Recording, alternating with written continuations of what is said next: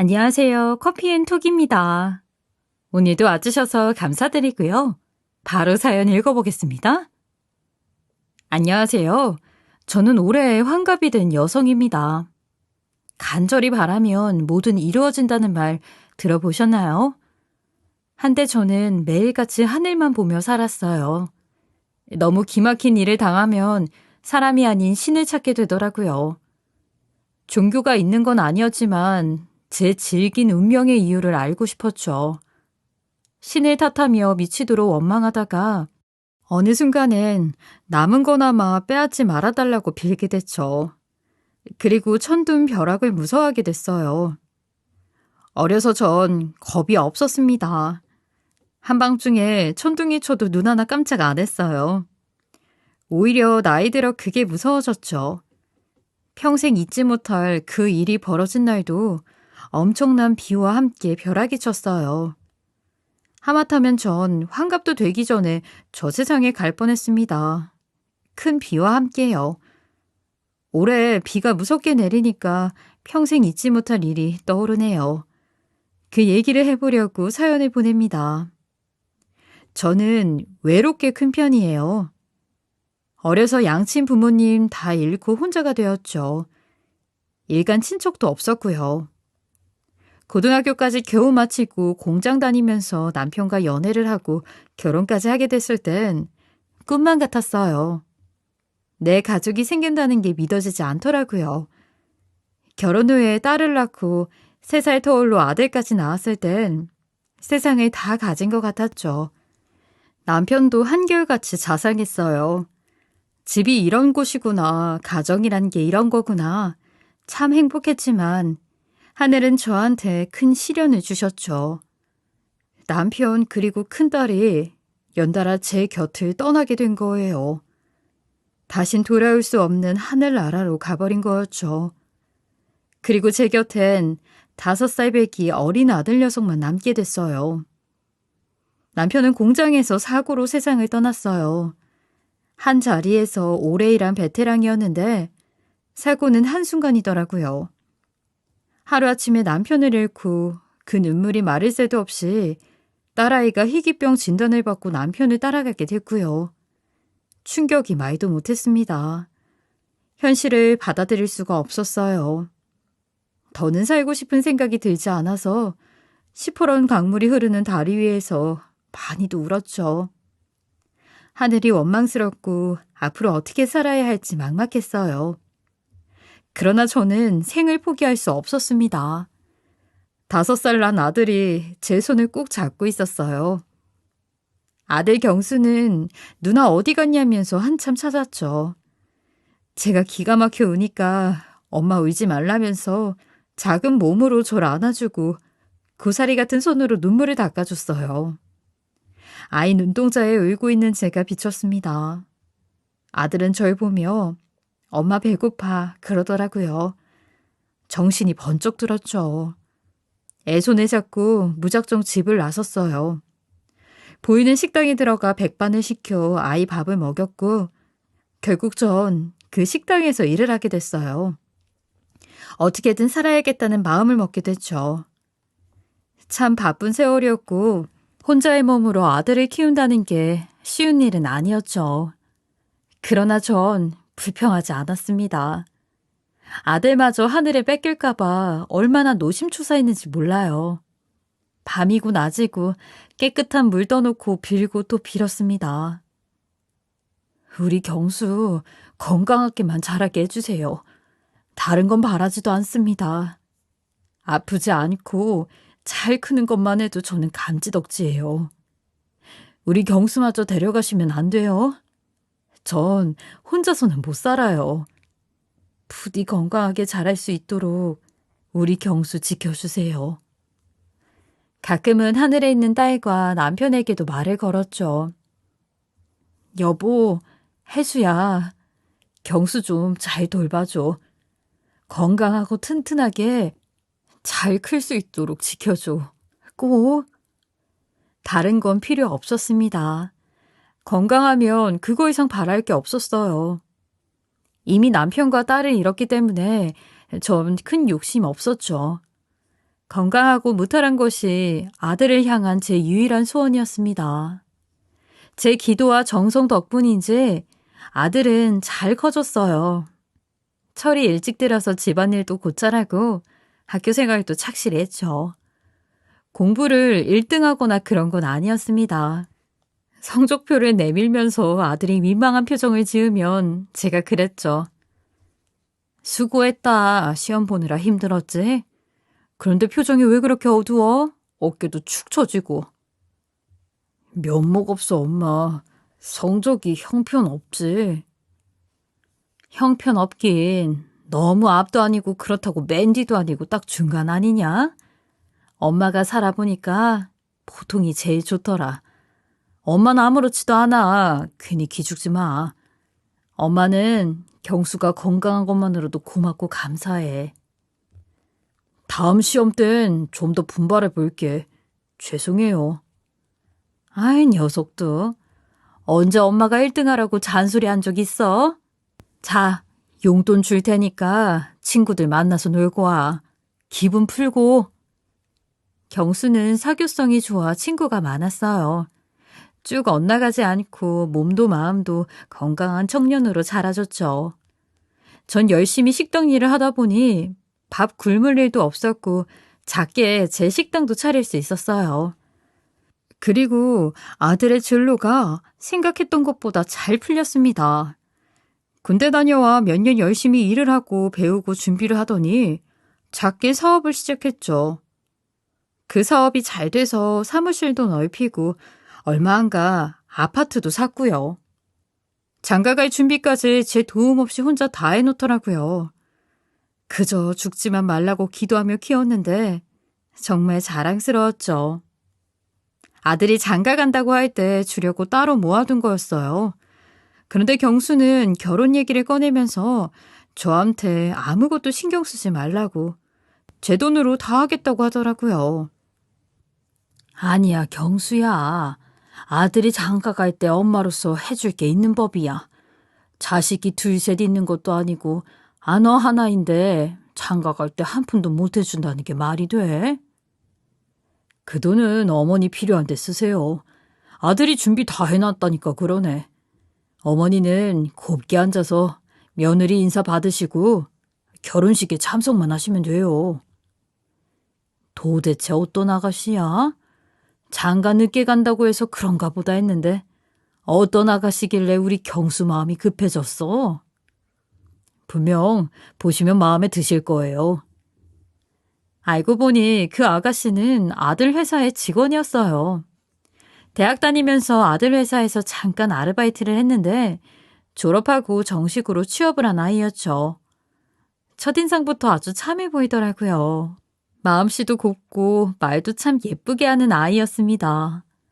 예비 며느리는 우리 가족의 아픈 사정을 잘 알고 있었어요. 한 번은 저한테 이러더라고요. 어머니, 제가 돌아가신 형님 몫까지 하고 싶어요. 그동안 많이 외로우셨죠? 절 딸처럼 생각하시고 그동안 하고 싶으셨던 거 다 해보세요, 어머니. 뭐? 딸처럼? 아이고, 말만이라도 고맙다. 그런데 난 괜찮아. 너희들만 잘 살면 난 바랄 게 없다. 어디서 들었는데 사돈 맺는 건 자식을 나눠 갖는 거라고 하던데요. 이제는 어머니 딸로도 살아보고 싶어요. 어머니가 싫다고 하셔도 제가 딸처럼 딱 붙어 다닐 거예요. 저희 같이 장도 보고 주말에 영화도 봐요. 네? 말이라도 고마운 일인데 예비 며느리는 정말 실천을 하더라고요. 주말에 와서 같이 장 보고 저녁도 해 먹고 밤에는 영화도 보러 갔죠. 한 번은 같이 찜질방도 갔어요. 등을 밀어주겠다고 해서 제가 됐다고 괜찮다고 거절했는데 예비 며느리는 서글서글하게 웃으면서 제 등을 밀어주더라고요. 전 솔직히 감동했죠. 주책맞게 눈물까지 나왔어요. 정말 딸과 함께 목욕을 하는 느낌이었습니다. 예비 며느리가 너무 고마워서 뭐라도 더 해주고 싶은 생각이 들었어요. 어머니, 예진이 진짜 착하죠. 겪어보니까 어떠세요? 며느리감으로 마음에 들어요? 아유, 들다마다 어디서 저런 귀한 아가씨를 얻어왔어? 너 정말 예진이한테 잘해야겠다. 다 어머니 복이죠. 이제껏 저 키운다고 고생하셨으니 이제 아들 며느리 효도 받으면서 느긋하게 있으세요. 좀 있으면 손주 재롱도 보실 수 있을걸요? 손주? 상상만 해도 너무 좋구나. 그런데 경수야, 엄마는 신경 쓰지 말고 둘이 재미있게 살 생각만 해. 예진이가 잘하는 건 고마운 건데 사는 게 바빠지면 그렇게 못할 수도 있잖아. 엄마는 혼자서도 잘 지낼 수 있어. 예진이한테 무리하지 말라고 해라. 아휴, 참. 내가 늦복이 터졌나 보다 이런 걱정까지 하고. 그런데 안사돈도 저한테 그렇게나 잘해주시더라고요. 애들 혼사일로 만날 때마다 온갖 좋은 음식, 건강식품을 바리바리 챙겨오셨죠. 그때마다 전 몸둘 바를 몰랐어요. 괜찮다고 이런 선물 부담스럽다고 하니까 나중에는 집으로 선물을 보내시더라고요. 제가 전화를 드리면 안사돈은 이렇게 말을 했어요. 아유, 제 성의입니다, 사부인. 꼭 받아주세요. 경수처럼 훌륭한 사위 맞이하게 생겼는데 제가 가만히 있을 수 있나요? 제가 하고 싶은 얘기를 하시네요. 예진이 같은 아가씨는 처음 보네요. 어쩌면 그렇게 딸을 잘 키우셨어요? 선물은 제가 보내드려야 하는데 이 귀한 걸 왜 이렇게 많이 보내주세요? 예진이가 몸만 컸지 아직 철부지입니다. 겪어보시면 애 같은 면도 보이실 거예요. 며느리가 철없는 행동을 해도 예쁘게 봐주십사 하고 뇌물 드리는 거니까 그냥 받아주세요. 아유, 무슨 그런 말씀을. 우리 아들이 부족하죠. 역시 엄마를 보면 딸을 안다고 사부인도 참 좋은 분이었어요. 전 아들에게 가능하면 예진이가 원하는 대로 결혼 준비를 하라고 단단히 일러뒀죠. 얼마 뒤 아들이 미리 사뒀던 아파트를 팔았다는 걸 알게 됐어요. 훨씬 비싼 새 아파트에 대출받아 들어간 걸 알게 됐죠. 차도 외제차로 바꾸고요. 전 깜짝 놀라서 아들한테 물었어요. 이렇게 무리해도 되냐고요. 그랬더니 집도 차도 다 예진이가 하자는 대로 했다고 하더군요. 대출을 받긴 했지만 차차 갚으면 된다고 하면서요. 장가 가면서 대출을 받았다고 하니 짠해서 제 돈을 남김없이 줬습니다. 살던 집도 빼서 낡은 집으로 이사 가면서 돈을 더 만들어줬어요. 아들은 안 받겠다고 했는데 제가 기어코 떠안겨줬어요. 그래도 빚은 남아있었지만 아들이 능력 있으니 잘 알아서 하겠지 싶었습니다. 그렇게 아들 혼사를 잘 치르고 전 아무 걱정이 없었어요.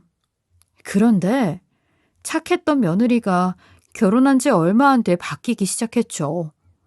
사람이 한순간에 이렇게 바뀔 수 있는지 어안이 벙벙했어요. 제가 겪으면서도 믿을 수가 없어서 내 머리가 어떻게 됐나 의심할 정도였어요. 꼭 다른 사람처럼 차갑고 아주 냉정하게 굴더라고요. 처음엔 육아가 힘들어서 그런가 했는데 아니었죠.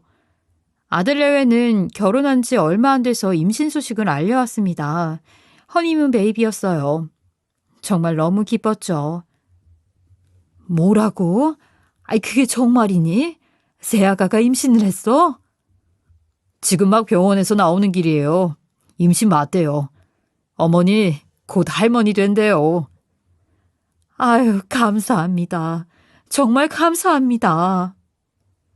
그날은 잠을 잘 잤죠. 그리고 전화를 했는데 며느리 반응이 뚱하고 왜 전화했냐는 식으로 퉁명스럽게 말을 하더라고요. 왜 전화하셨어요? 응, 어제 축하 인사를 못한 것 같아서 임신 축하한다, 새아가. 저 지금 되게 피곤하거든요.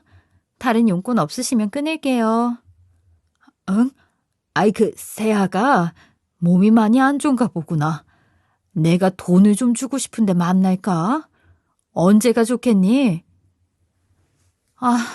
저 만사 귀찮으니까 그냥 계좌번호로 보내주세요. 그리고 가급적 안 만났으면 좋겠는데요. 뭐하러 만나요? 피차 불편한 사이에. 며느리의 태도에 전 할 말을 잃었어요. 돈은 계좌에 넣어주고 되도록 전화를 하지 말자고 마음먹었죠. 처음엔 사정이 있어서 그렇겠지 이해하려고 했는데 솔직히 좀 충격이더라고요.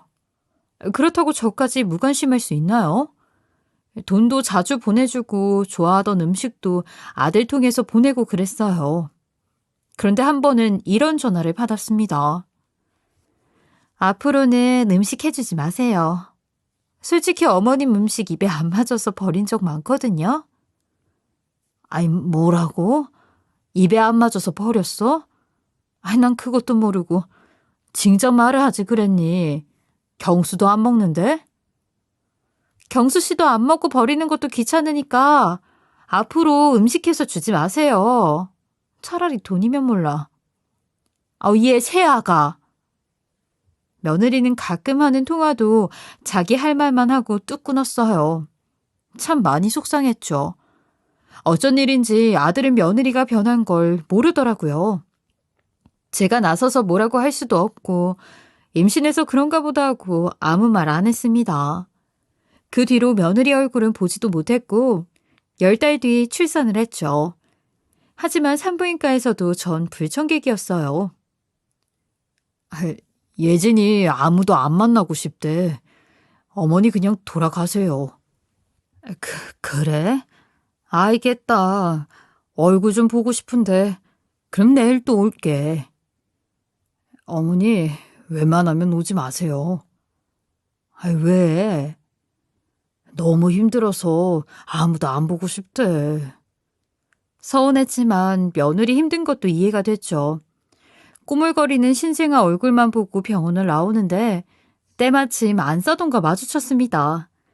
전 너무 반가워서 안사돈의 손을 덥석 잡았어요.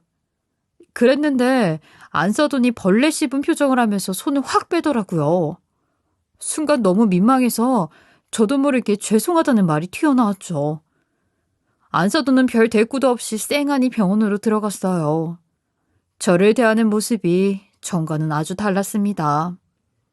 열길 물속은 알아도 한길 사람 속은 모른다고 했던가요? 도무지 왜들 그러는지 알 수가 없었어요.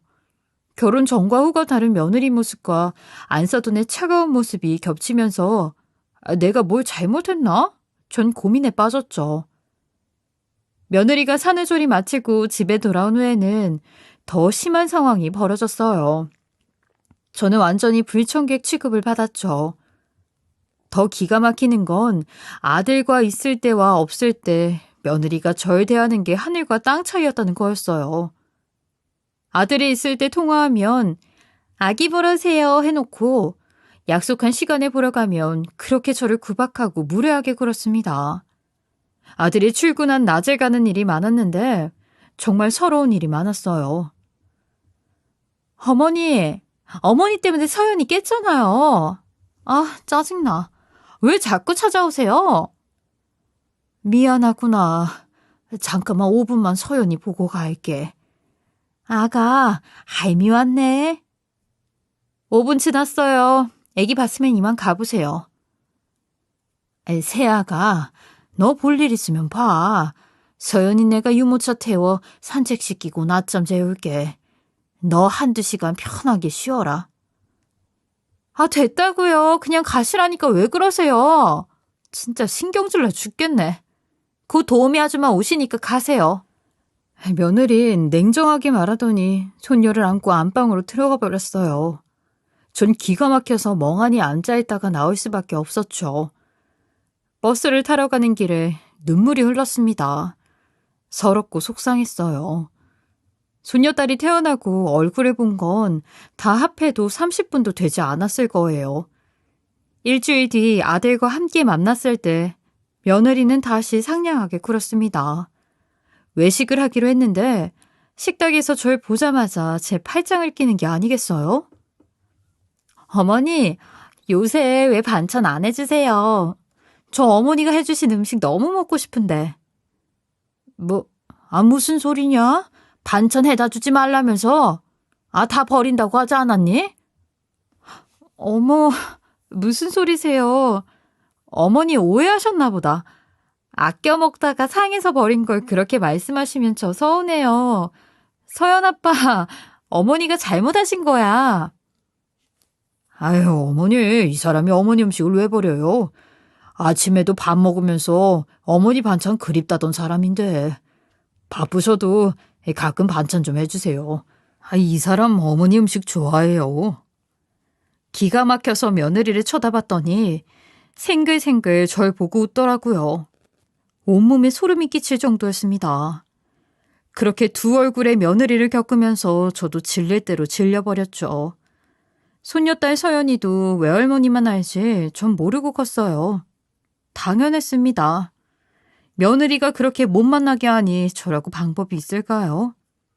그리고 아이 앞에서 제 흉을 받는지 가끔 만나도 저한테 냄새가 난다고 하고 제가 싫다면서 안 좋은 표정을 짓더라고요. 한 번은 이런 일도 있었어요. 손녀딸이 말을 잘하기 시작할 때였는데 아들이 자리를 비우니 며느리가 애를 혼낸다면서 막 욕을 하는 거 아니겠어요? 잘못했으면 어른답게 말로 혼내면 되지 어디서 욕을 가르치냐고 제가 며느리를 혼냈습니다. 화장실 갔던 아들이 언제 돌아올지 모르니까 며느리는 대들고 싶은 걸 억지로 참는 눈치였어요.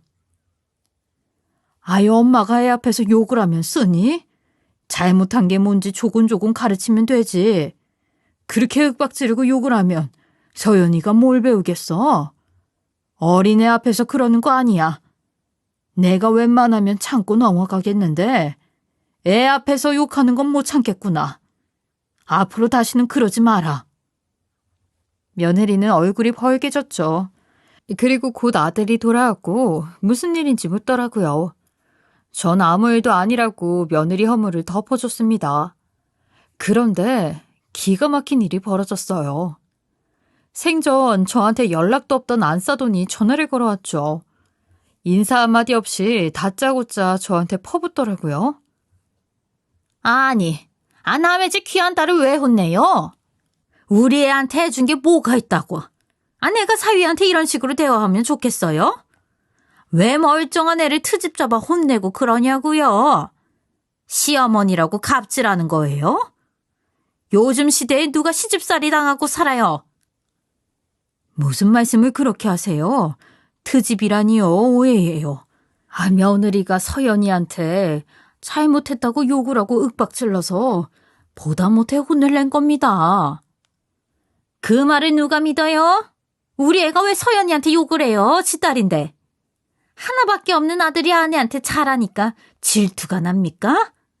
왜 우리 딸 없는 일로 혼을 내고 그래요? 이런 일 또 한 번 있어봐요. 그때는 제가 가만히 안 있을 겁니다. 사위한테 그쪽하고 연 끊으라고 할 거예요. 너무 심한 말을 하시네요. 연을 끊으라고 할 거라고요? 그동안 많이 참아왔는데 저도 할 말을 해야겠어요. 제가 서연애미한테 어떤 꼴을 당해왔는지 아시기나 하세요? 시어머니 갑질이요? 아니요. 며느리 갑질에 전 서연이 얼굴 한 번도 제대로 못 보고 산다고요. 어디 며느리 무서워서 살겠나요? 제가 뭘 그렇게 잘못했습니까? 왜 그렇게 말을 심하게 하세요? 왜 저한테 그러세요? 사부인이 그럴 만한 대접을 받을 이유가 있겠죠?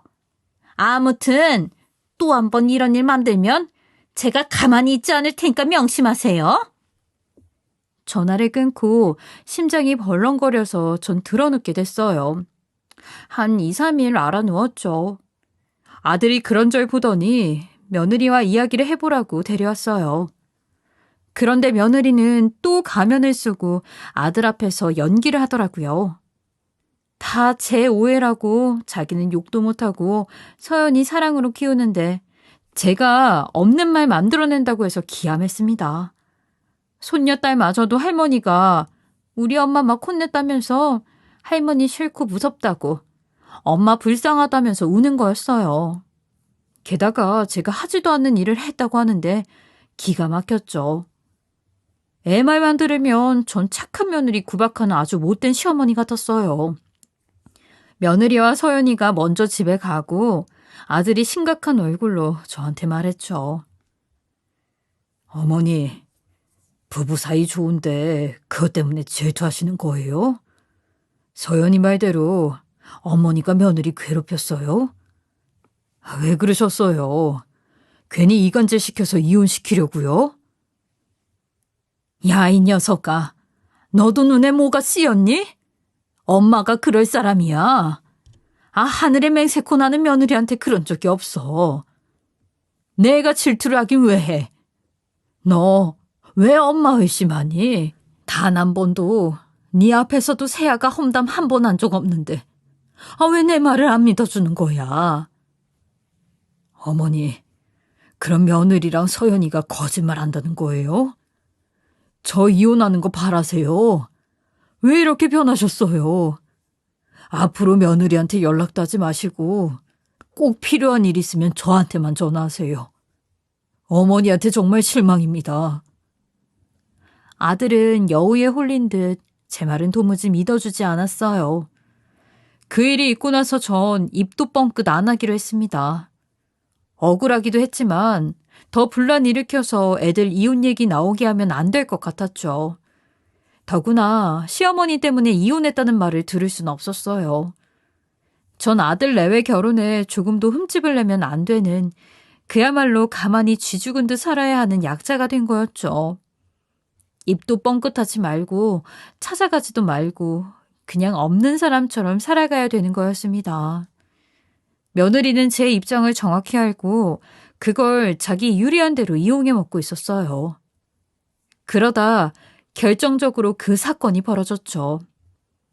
올해처럼은 아니어도 비가 많이 왔던 몇 년 전이 있었어요. 제가 사는 집은 수십 년 된 낡은 건물로 허름했습니다. 아들 장가 갈 때 대출비 갚아주면서 낡은 집으로 이사를 했거든요. 반자층으로 비가 오면 화장실부터 역류하고 난리였어요. 그때가 장마철이었는데 폭우가 쏟아진다고 해서 걱정이 많이 됐어요. 막 비가 쏟아지기 시작하던 저녁 아들한테 전화가 걸려왔죠. 어머니, 서연 엄마가 어머니 걱정 많이 해요. 비 많이 오는데 집에 물 들어오면 어떡하냐고요. 지금 차 몰고 어머니 모시러 간대요. 전 소름이 끼쳤죠. 비가 아무리 많이 와도 며느리를 따라 나설 생각은 없었습니다. 전 아니라고 니네 집 안 간다고 계속 거절했는데 아들 녀석은 아무것도 모르고 며느리 차 타고 집에 오라고 하더군요. 어머니 고집 부리지 마시고 저희 집으로 오세요. 서연 엄마가 책임지고 어머니 모시고 오겠다고 했어요. 간단하게 귀중품이랑 챙기고 계세요. 이참에 며느리한테 사과도 좀 하시고요. 일단은 저희 집으로 오세요. 아시겠죠? 두 얼굴의 며느리를 생각하면 아들 집으로 가기 싫었어요. 며느리와 단 둘이 얼굴 보는 것도 너무 두려웠고요. 그러나 곧 비가 억수같이 쏟아지기 시작했고 전 혹시 몰라 제 군부츠들을 챙겼어요. 목걸이, 팔찌, 반지 같은 것들인데 급할 때 아들한테 아쉬운 소리 안 하려고 갖고 있었던 거였죠. 막막한 심정으로 침대에 앉아 며느리를 기다렸습니다. 험한 소리 듣더라도 죽은 듯 있다가 비 그치면 돌아올 생각이었어요. 그런데 한참을 기다렸는데도 며느리가 오지 않는 거였죠. 너무 피곤했던 저는 그만 졸고 말았습니다. 그 잠깐 사이에 꿈까지 꾸게 됐어요. 제가 바다에 있고 어마어마한 크루즈배를 타고 바다를 가로지르고 있었죠. 근데 이상한 건 분명 배를 타고 있는데 몸이 축축한 거였어요. 그리고 그때였어요. 갑자기 비명소리가 들렸고 눈을 떠보니 세상에 제가 앉아있던 침대까지 물이 차오른 거였어요. 그리고 며느리의 모습이 눈에 들어왔습니다. 며느리가 집에 왔다가 집 안에 물이 차는 걸 보고 놀라서 비명을 지른 거였어요. 잘 모르는 제가 봐도 집이 곧 침수될 것 같았죠. 전 일어나 얼른 며느리한테 다가갔어요. 애미야, 빨리 나가자. 여기 더 있다가는 큰일 나겠어. 물은 어느새 허벅지까지 차오르고 있었어요. 그런 상황이면 서둘러 나갈 법도 한데 며느리는 달랐습니다. 나가자는 절 뿌리치더니 물 위에 둥둥 떠다니는 제 금목걸이와 금반지만 챙기기 바빴어요. 그러면서 아주 냉정하게 이러더라고요. 가더라도 이건 가져갈 거니까 말리지 마세요. 금목걸이랑 반지 버릴 거면 제가 챙길 거니까 나중에 딴소리 하시면 안 돼요? 애미야, 지금 금부지가 중요하냐? 목숨이 중요하지. 얼른 안 나가면 물에 완전히 빠지게 생겼어. 며느리는 들은 척도 안 하고 금부치만 찾고 있더라고요. 안 되겠다 싶어 혼자라도 나가려고 현관쪽을 향하는데 갑자기 머리카락이 다 뽑히는 느낌이 들고 종아리가 밟히는 느낌이 들었어요. 너무 아픈데도 소리를 지를 수가 없었죠. 위에서 누르는 바람에 전 물속에 빠지고 말았어요. 며느리가 제 머리카락을 잡고 종아리를 밟고 나가려는 거였죠. 금부치를 다 줍고 나니 빨리 나가야겠다는 생각이 들었는지 저보다 먼저 빠져나가려는 거였습니다. 허우적거리던 저는 앞서 나가는 며느리한테 도움을 청했어요. 아가, 내 손 좀 잡아주렴.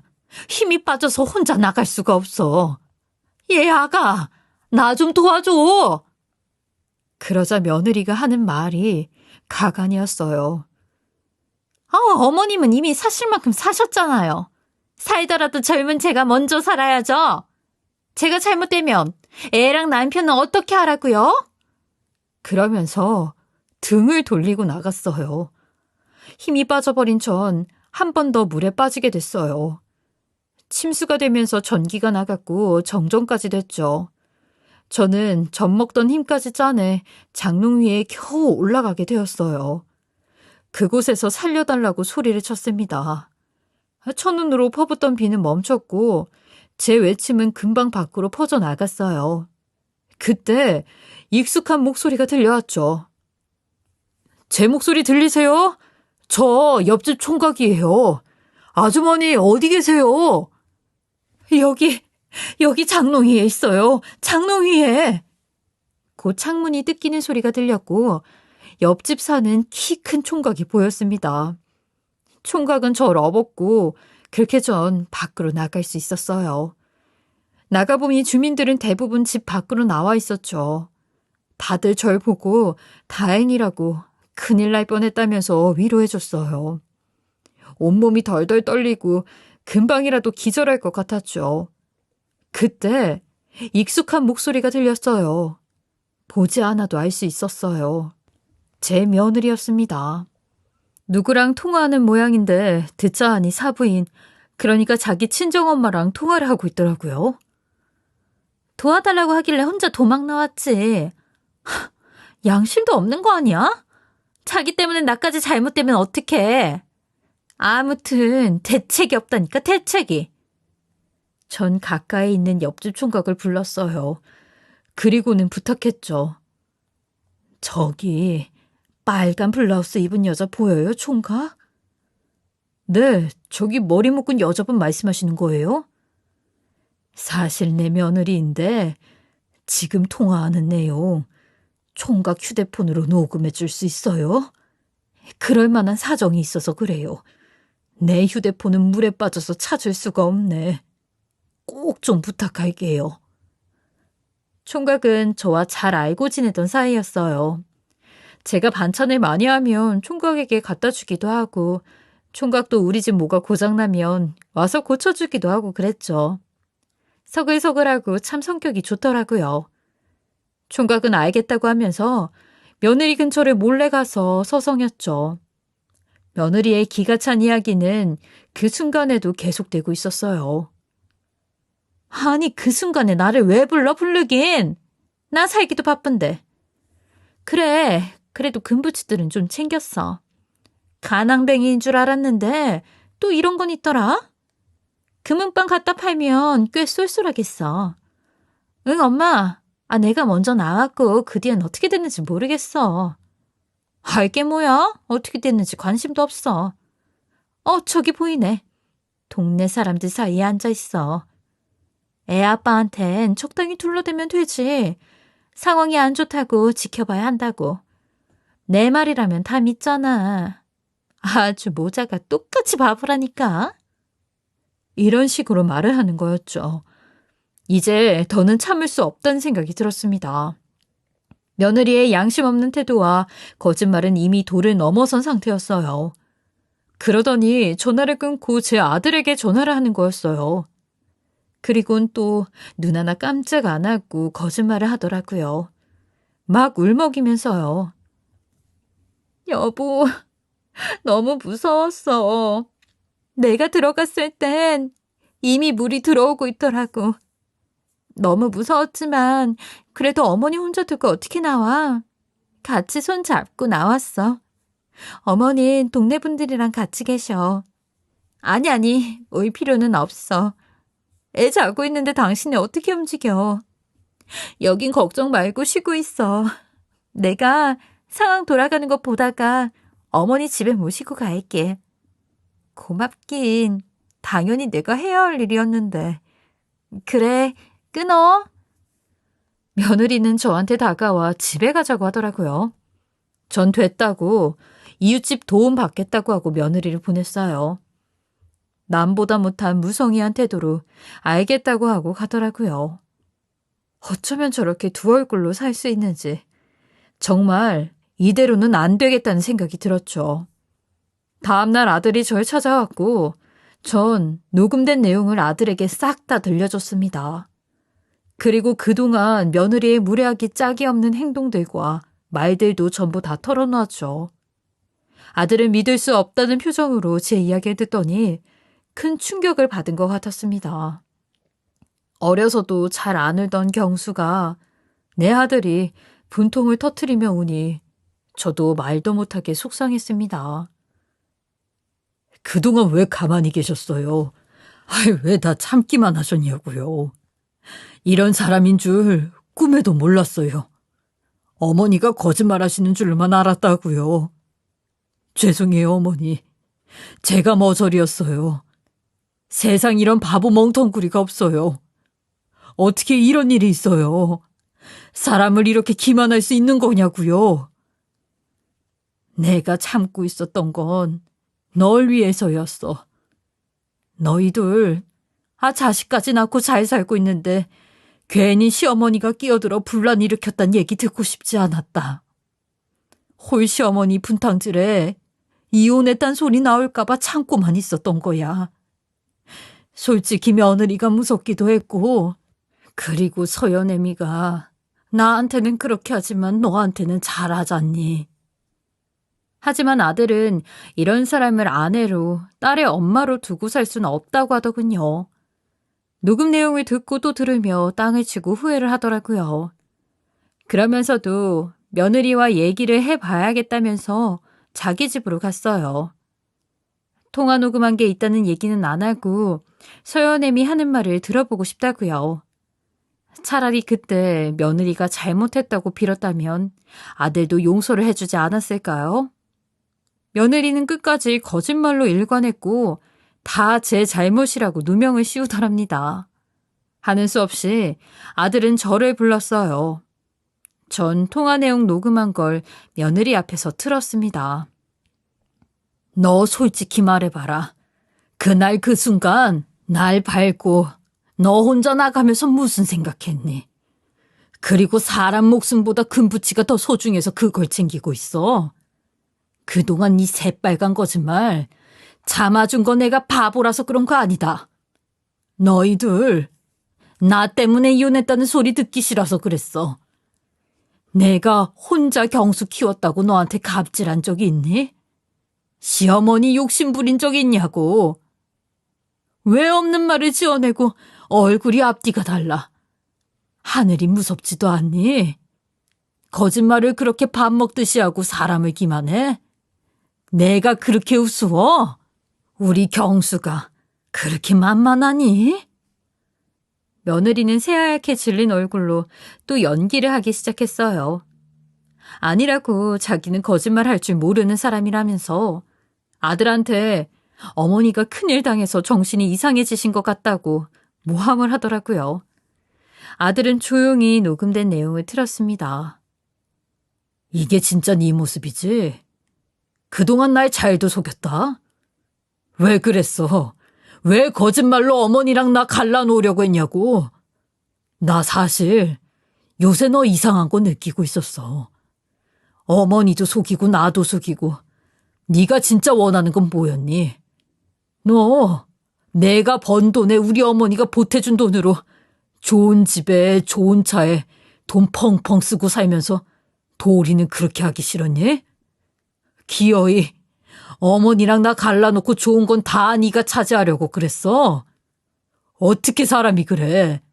날 감쪽같이 속이고 불쌍한 우리 어머니한테 도대체 왜 그런 거야? 상황이 그렇게 흘러가자 며느리는 악을 쓰기 시작했죠.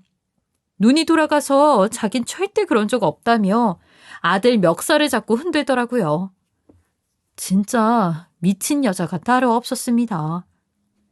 아들은 며느리 손을 잡아 떼어내면서 정신 차리라고 몇 번이나 소리를 질렀지만 소용없었어요. 결국 본성을 드러낸 며느리는 아들과 제 앞에서 심한 욕을 하고 악을 쓰다가 맨몸으로 쫓겨나게 됐습니다. 너 같은 여자랑 한 공간에 같이 있는 것도 못 참겠어. 당장 나가. 다시는 이 집에 발들일 생각하지도 마. 너 이게 끝이라고 생각하지 마. 지금까지 네가 했던 일들 내가 낱낱이 밝힐 거야. 서연이 핑계대지 마. 넌 엄마 자격도 없어.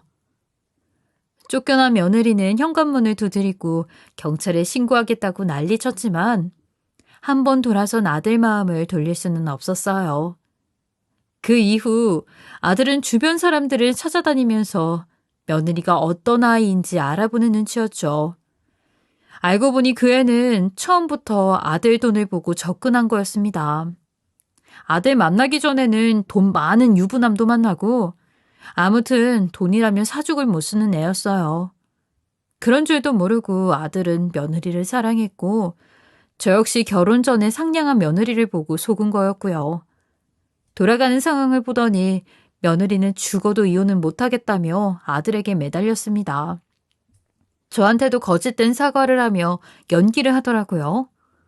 지난 일들 뼈저리게 반성하고 있다고 다시 한번 며느리로 받아주면 새롭게 살아보겠다고 했지만 우리 모자는 치가 떨릴 뿐이었어요. 이것저것 다 해봐도 안 먹히니까 며느리는 먼저 이혼 소송을 걸더라고요. 말도 안 되는 이유를 갖다 붙였지만 법이 그렇게 호락호락한가요? 고맙게도 아들이 승소를 했고 며느리는 막대한 위자료를 지불해야 할 상황에 처했죠. 게다가 습관적인 거짓말과 가족을 기만한 행동으로 양육권마저 뺏겼습니다. 그렇게 두 얼굴의 못된 며느리는 우리 가족과 완전히 인연을 끊게 되었어요. 진실이 드러나고 며느리가 발뺌을 할 때 하늘이 무섭지도 않냐는 말을 자주 했던 것 같아요. 믿었던 사람을 속이고 잘못을 저지른 일엔 반드시 대가가 따른다는 걸 이전 며느리가 잊지 않았으면 좋겠네요. 아들은 상처를 훌훌 털고 사업에 전념하고 있어요. 딸도 지극정성으로 키운답니다. 깜깜한 터널을 지나오니 햇빛이 그렇게 반가울 수 없네요.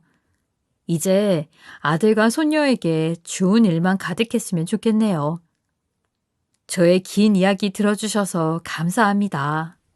지금까지 커피앤톡이었습니다. 오늘도 끝까지 함께 해주셔서 감사하고요. 저는 다음 영상으로 또 찾아뵙겠습니다.